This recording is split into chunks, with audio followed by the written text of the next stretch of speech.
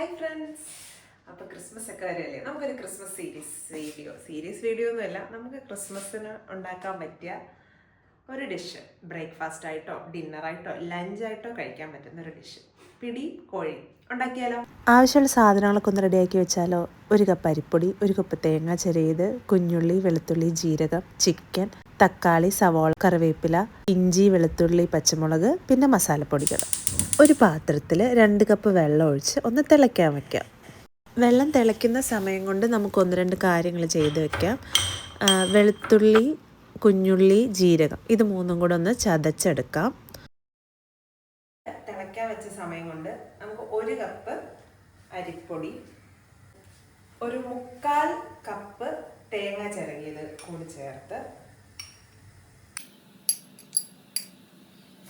നമുക്കതൊന്ന് നന്നായിട്ട് മിക്സ് ചെയ്യാം.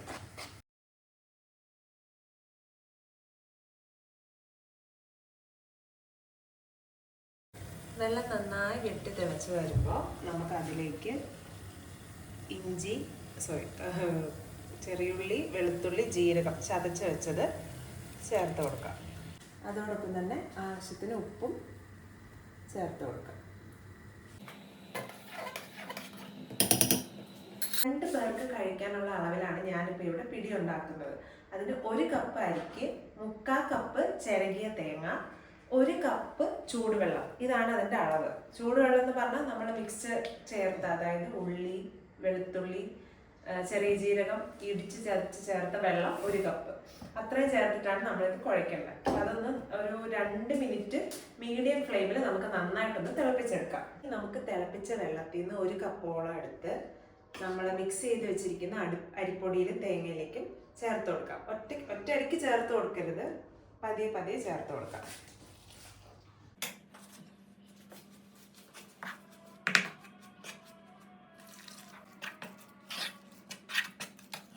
ഒന്ന് ആറി കഴിയുമ്പോൾ കൈ കൊണ്ട് തന്നെ കുഴച്ച് നമുക്കെടുക്കാം.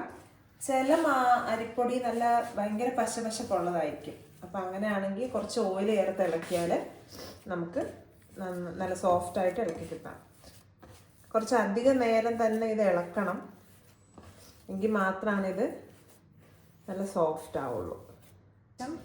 ചുവട് പരന്നൊരു പാത്രം എടുത്ത് അതിലേക്ക് 1 കപ്പ് വെള്ളം ചേർത്ത് നമുക്ക് തിളപ്പിക്കണം.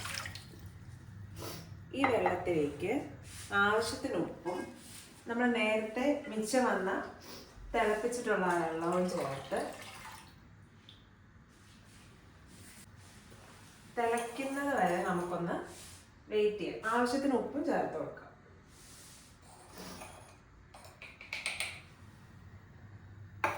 ഉപ്പ് പാകത്തിന് ചേർത്താൽ മതി, കുറഞ്ഞു പോവുകയാണെങ്കിൽ പിന്നീട് നമുക്ക് ആഡ് ചെയ്യാം.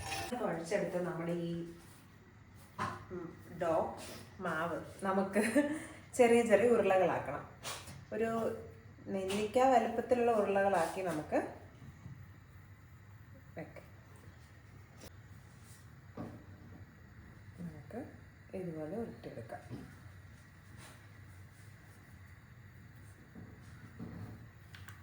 തിളച്ച് വരുന്ന സമയം കൊണ്ട് നമുക്കൊരു മിക്സ്ചർ ഉണ്ടാക്കണം. ചെറിയ തേങ്ങയിലേക്ക് 2 ടേബിൾ സ്പൂൺ അരിപ്പൊടിയും ആവശ്യത്തിന് വെള്ളവും ചേർത്ത് നന്നായി ഇളക്കി അതൊന്ന് തിരുമ്മിയെടുത്ത് നമ്മൾ ഉരുളകളാക്കി വെച്ചിട്ടുണ്ട്. ഇനി നമ്മുടെ വെള്ളം നന്നായി വെട്ടി തിളച്ചു. ഇതിലേക്ക് നമുക്ക് ഈ ഉരുളകൾ ചേർത്ത് കൊടുക്കാം.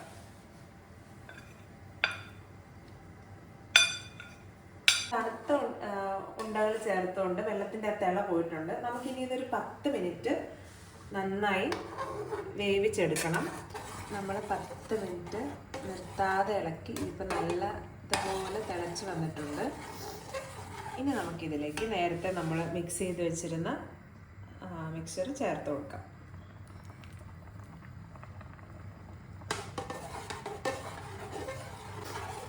നന്നായി ഇളക്കിയെടുക്കാം. നമ്മുടെ പിടി ഓൾമോസ്റ്റ് റെഡിയാണ്.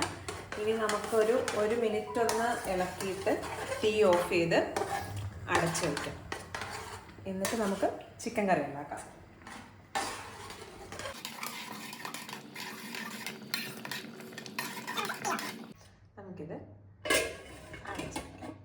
മാറ്റി നമുക്കിനി ചിക്കൻ കറി ഉണ്ടാക്കാം.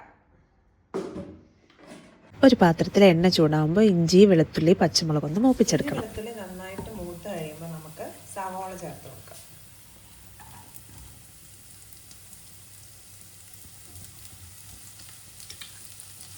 കറിവേപ്പില ചേർത്ത് കൊടുക്കാം.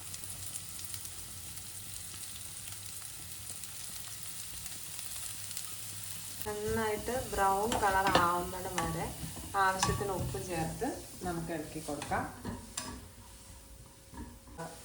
സവോള വഴന്ന് വരുന്ന നല്ല സ്മെല്ല് വരുന്നുണ്ട്.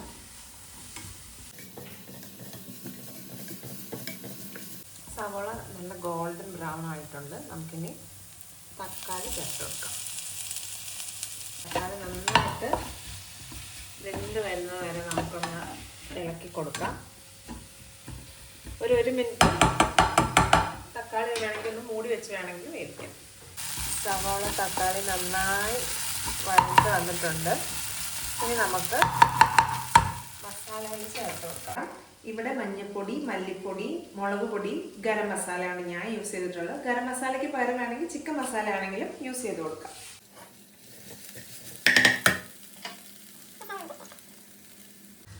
ഇപ്പം മസാലയുടെ പച്ചമണമൊക്കെ മാറി. ഇനി നമുക്കിതിലേക്ക് ചിക്കൻ ചേർത്ത് കൊടുക്കാം. ഇത് ഞാൻ ഉപ്പും മഞ്ഞളും കുരുമുളകും ചെറുതായിട്ട് ചേർത്ത് പുരട്ടി വെച്ച ചിക്കനാണ്. നമുക്ക് ചേർത്ത് കൊടുക്കാം.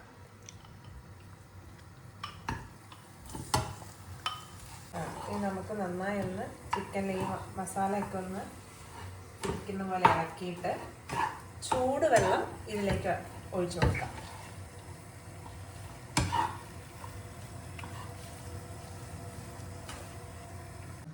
നമുക്ക് ഈ ചിക്കനിലേക്ക് നല്ല ചൂടുവെള്ളം ഒഴിച്ചു കൊടുക്കാം. നമുക്ക് ഇത് നന്നായിട്ട് ഇളക്കിയിട്ട് ഒരു 20 മിനിറ്റ്സ് നന്നായി മൂടി വെച്ചിത് വേവിക്കാം. ഇടയ്ക്ക് ഉപ്പൊന്ന് ചെക്ക് ചെയ്യണം. ഉപ്പ് കുറവാണെങ്കിൽ നമുക്ക് ആവശ്യത്തിന് ചേർത്ത് കൊടുക്കാം. ചിക്കൻ നന്നായി ഇരുന്ന് വെന്തിട്ടുണ്ട്. ഒന്ന് ഇളക്കി കൊടുത്തതിന് ശേഷം സിമ്മിൽ തന്നെ വെച്ചിട്ട് നമുക്ക് കടുക് പൊട്ടിച്ചും കൊണ്ട് ചേർക്കാം ഇതിലേക്ക്. അതിനായിട്ട് എണ്ണ ചൂടായി വെച്ചിട്ട് കടുക് കൊടുക്കാം. അപ്പം ചെറിയ ഉള്ളി മധ്യം ഇട്ട് ഒന്ന് മൂപ്പിച്ചെടുക്കാം. നമുക്ക് നേരെ ചിക്കനിലേക്ക് ചേർത്ത് കൊടുക്കാം.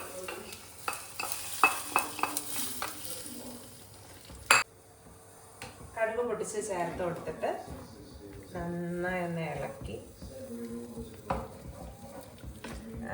പിടിയുടെ കൂടെ കഴിക്കുന്ന കോഴിക്കറി നമ്മൾ ഗ്രേവി അത്യാവശ്യം നീണ്ട് തന്നെ ഇരിക്കണം. ഇത് കുറുക്കേണ്ട ആവശ്യമില്ല.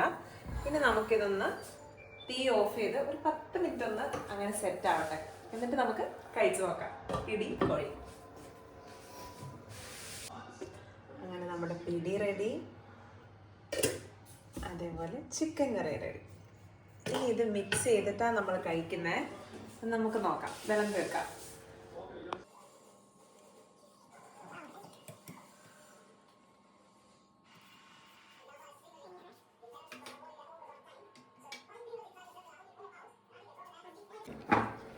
അങ്ങനെ നമുക്ക് കഴിച്ചാലോ പിടിയും കോഴി.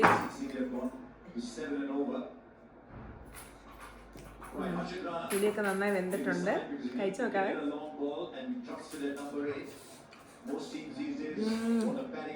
അടിപൊളി, നല്ല ഒത്തന്റിക് ആയിട്ടുണ്ട്.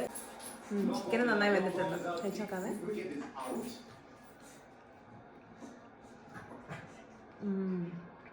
സൂപ്പർ. ഈ ക്രിസ്മസിന് ഇതൊരു മസ്റ്റ് ട്രൈ ഐറ്റം ആണ്. എല്ലാരും ട്രൈ ചെയ്ത് നോക്കിയിട്ട് അഭിപ്രായം പറയണം. Okay, by.